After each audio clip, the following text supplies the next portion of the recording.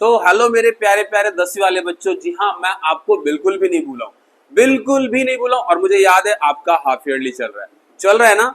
Don't worry about your half yearly. जी हाँ, क्योंकि मैं एक बड़ा ही प्यारा सा इंपॉर्टेंट और इंटरेस्टिंग सा इंग्लिश का चैप्टर आपके लिए, सिर्फ आपके लिए लेकर के आ गया हूँ, जो जो ना आपके 4 से लेकर के 10 मार्क्स, जी हाँ 4 to 10 मार्क्स तो पक्का कर ही देगा, चाहे ये शॉर्ट में आ जाए या लॉन्ग में आ जाए। तो आज हम बात करेंगे मोस्ट सेलिब्रेटेड डायरी के बारे में।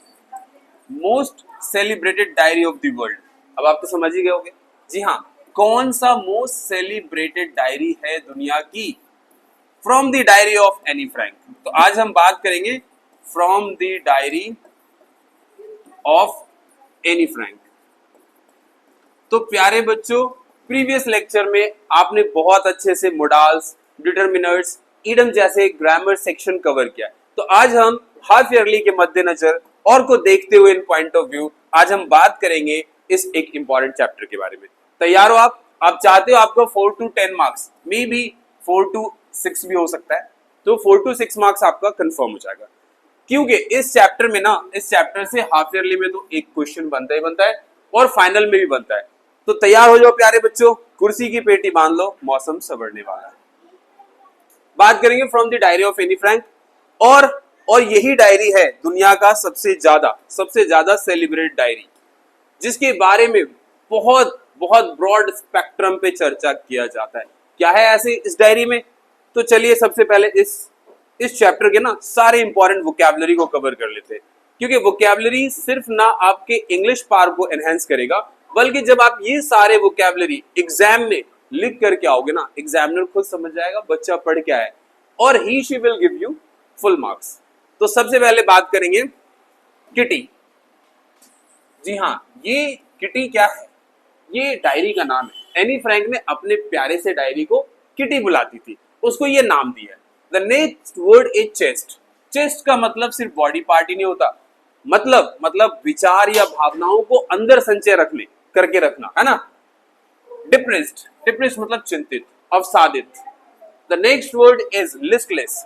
उत्साह वर्ड सुना है आपने, उत्साह, जीस, उसी का अपोजिट है निरुत्साह। डिस्करेज करना।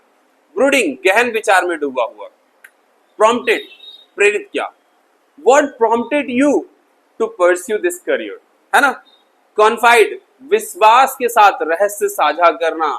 आप सिर्फ रहस्य उसी के साथ साझा करते हैं जिस पे आपको भरोसा होता है ना। जी हाँ, तो दैट इज कॉन्फाइड। कॉन्फिडेंस जैसा ये वर्ड है। The next word is enhance. Why is your English not enhancing? Because, क्योंकि जो भी मैंने प्रीवियस लेक्चर्स आपके अपने इस प्लेटफॉर्म पे डाला ना, इस चैनल पे, आपने उसे कवर ही नहीं किया है।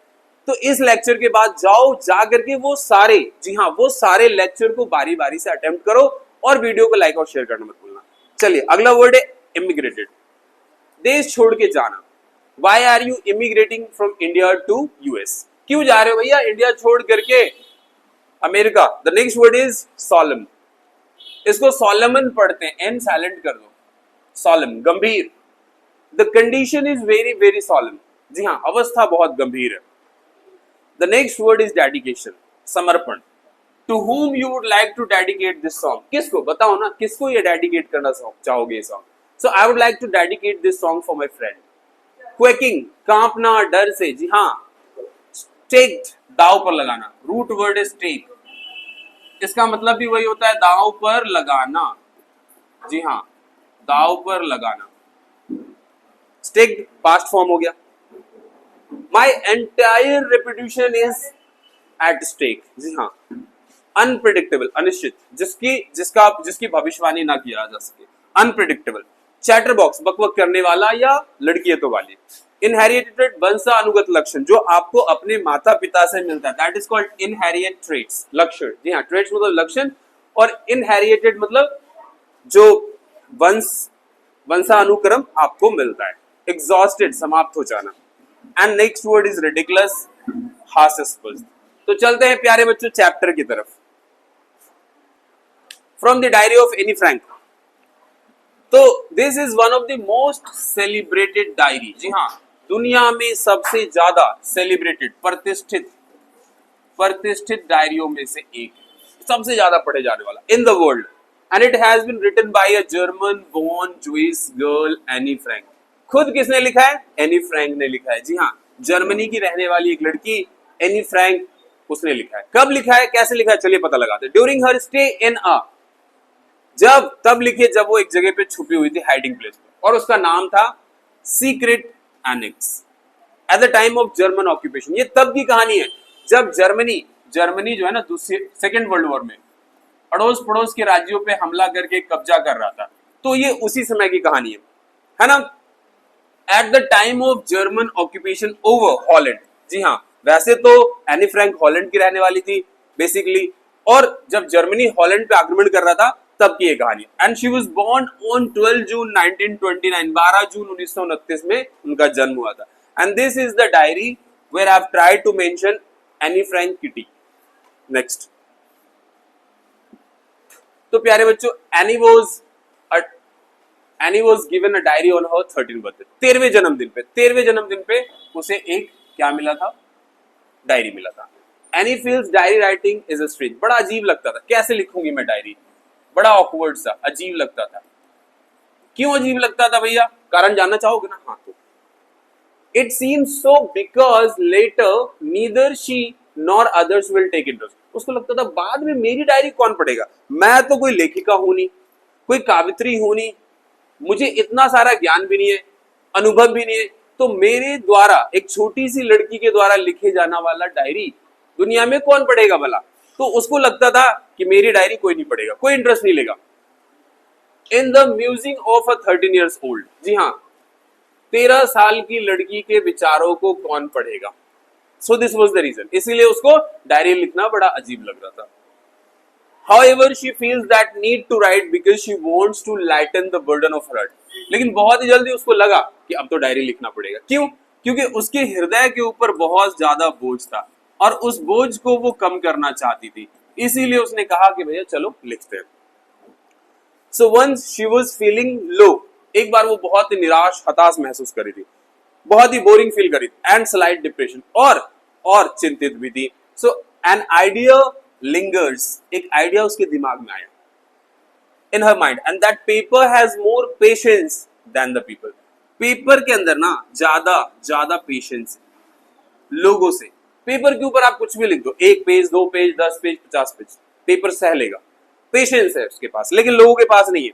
So she explains that she decides to write a diary. इसीलिए वो एक्सप्लेन करती है कि वो एक डायरी लिखेगी, because she doesn't have any friends. जी हाँ, उसके कोई मित्र भी नहीं है।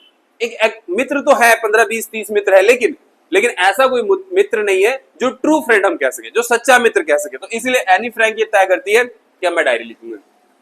She confess that she has a loving parent, और वो ये बताती भी है इस डायरी में कि उसके माता पिता एक लविंग पेरेंट, एक अच्छे पेरेंट्स हैं। 16 year old सिस्टर, 16 साल की एक बहन भी है, उसकी एक चाची भी है, 30 फ्रेंड्स टू काउंट, उंगलियों पे गिन के 30-31 मित्र भी है, लेकिन ट्रू फ्रेंड कोई नहीं है। ट्रू फ्रेंड का मतलब समझ रहे हो ना, जिससे आप अपने मन की बात, दिल की बात शेयर कर सको। So on the surface she seems to have everything, सब चीज है सरफेस पे उसके, लेकिन एक्सेप्ट अ ट्रू फ्रेंड, एक सच्चा मित्र। जी हाँ प्यारे बच्चों, एक सच्चा मित्र नहीं है जिसे वो अपने सीक्रेट्स, अपनी सारी बातें बता सके। सो whom she can share her feeling and confide, और जिससे वो अपनी फीलिंग को शेयर कर सके, और वो जो बातें हैं ना, वो कन्फाइड रह सके। जी हाँ, रहस्य भरी बातें, रहस्य वाली बातें सुरक्षित रह सके। कॉन्फाइड का मतलब यही होता है, ठीक है। So that is why she plans to make the diary her best friend. इसीलिए वो प्लान करती है कि वो डायरी को ही अपना सबसे अच्छा मित्र बनाएगी, एंड कॉल्स इट किटी, और इसीलिए इसका नाम क्या देती है? किटी। चैप्टर के शुरू में ही मैंने आपको बता दिया था कि एनी फ्रैंक ने अपने डायरी का नाम किटी रखा था। ये देखिए किटी, है ना।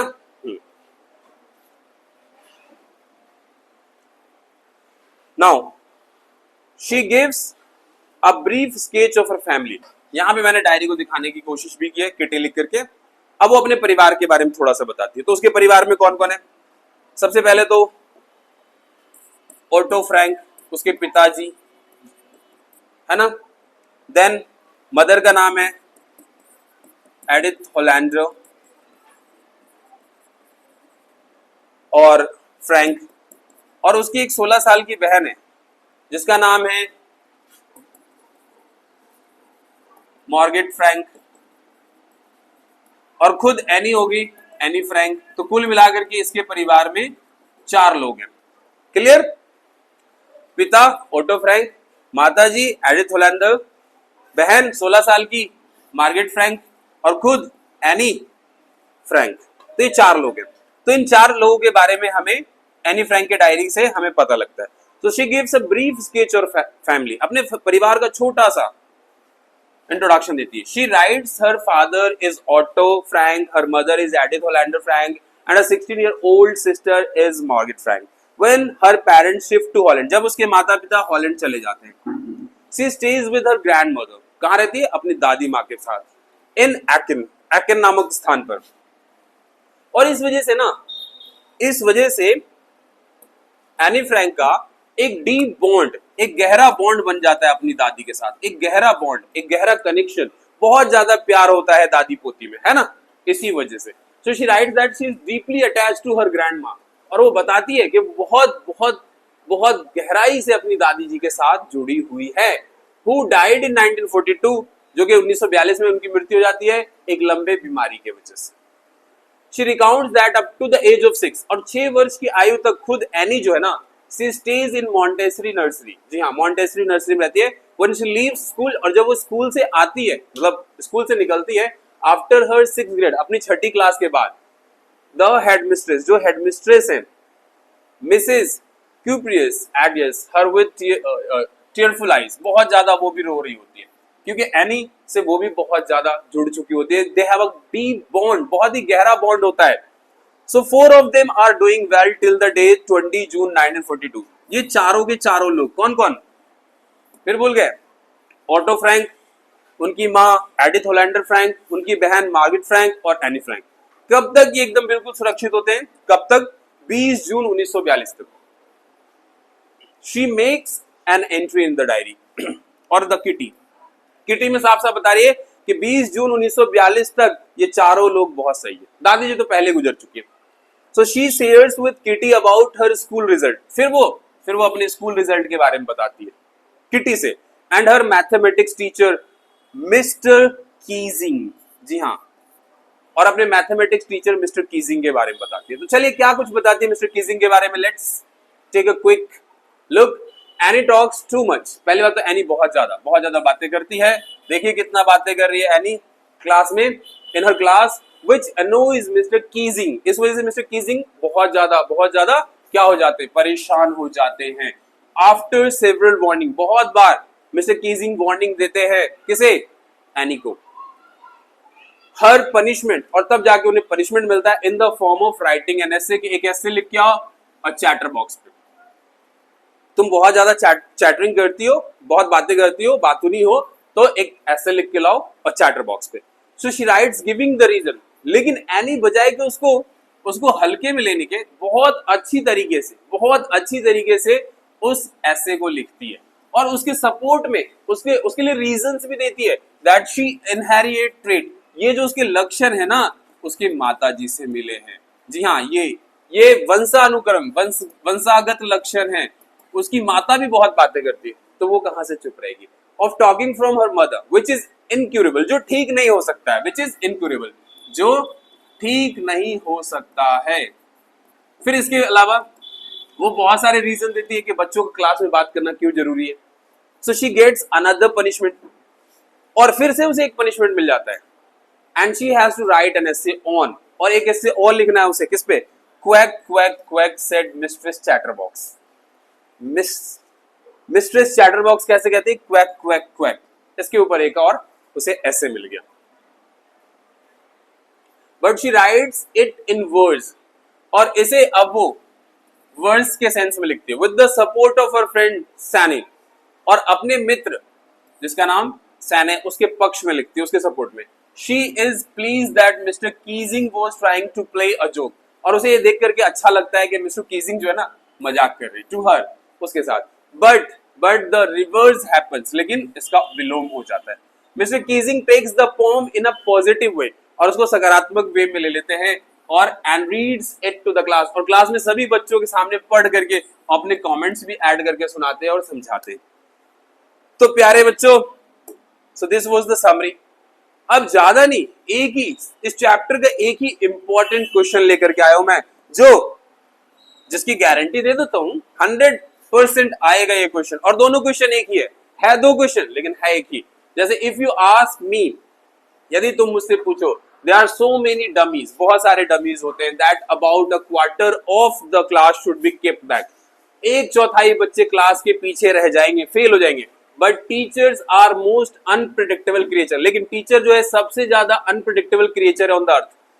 एनी को ऐसा क्यों लगता है? तो एनी को ऐसा इसलिए लगता है, feels that there are many weak student, बहुत सारे क्लास में कमजोर बच्चे in the class, who should be detained, जिसको रोक लिया जाना चाहिए, जिसको पास किया ही नहीं जाना चाहिए। And almost they are about 1/4 of the class, और क्लास में एक चौथाई बच्चे ऐसे and did not deserve promotion, लेकिन वो प्रमोशन डिजर्व नहीं करते हैं। बट द टीचर्स, लेकिन टीचर्स जो है ना, टीचर डिसीजन जो है that could not be predicted, उसकी भविष्यवाणी नहीं कर सकते तुम कि टीचर का फैसला क्या होगा, दैट इज अनप्रेडिक्टेड। तो इसीलिए एनी कहती है कि हो सकता है टीचर रहम खा करके कुछ ना कुछ तरीके से उन बच्चों को भी पास कर दे। सिमिलर क्वेश्चन है, Anne says teachers are most unpredictable, Anne कहती है कि टीचर सबसे ज्यादा अनप्रेडिक्टेबल क्रिएचर अर्थ पे। इज मिस्टर कीजिंग अनप्रेडिक्टेबल, क्या मिस्टर कीजिंग अनप्रेडिक्टेबल है? हाउ, कैसे? तो चलो देख लो। Yes, Mister Keesing is unpredictable person, जी हाँ, इनके बारे में कुछ नहीं कहा जा सकता है, भविष्यवाणी नहीं किया सकता है। He is angry with any, एक समय के लिए तो वो एनी के साथ एंग्री होते हैं। Being talkative in the class, क्योंकि एनी बहुत ज्यादा बातें कर रही होती है। एंड हर एक्स्ट्रा असाइनमेंट, और उसको पनिशमेंट के तौर पे एक्स्ट्रा असाइनमेंट देते हैं as a punishment. But later, लेकिन बाद में क्या होता है?